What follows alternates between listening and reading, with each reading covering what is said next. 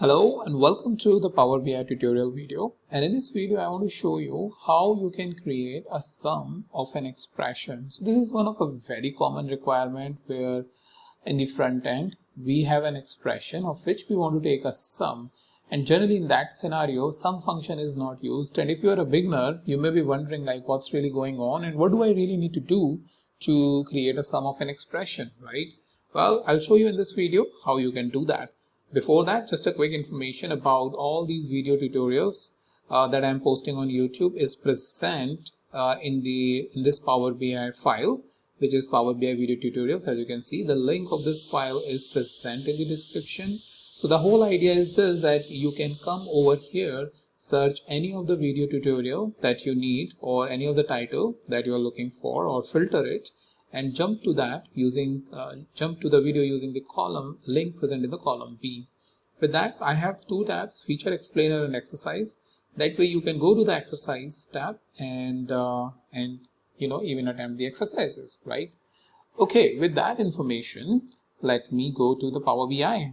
All right, so here we have the Power BI, and let's say what I do is I create one quick table for this sales data set, which is the products are getting sold, and we have the product categories, subcategories, the product sales, the product profit. A very simple table, right?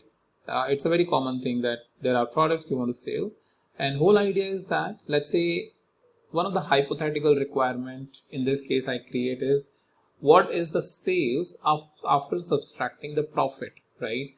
So this is sort of a hypothetical scenario I'm showing you over here. However, you will be having more practical scenario. So sales after profit or sales value after profit is something I'm creating the column name as a measure. And what I'll do is, in this case, is we have what do you call sum. So usually what we want to take is sum of sales minus profit, but the profit is not coming, right? Because it basically doesn't allow you to do specify any other thing. Like you can simply take the sum.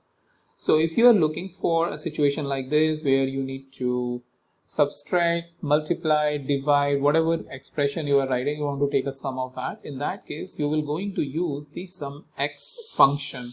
In that, you need to specify the table. So in this case, the table name is Superstore, and the expression is sales minus profit. Now it allows you to basically take that up and you calculate this.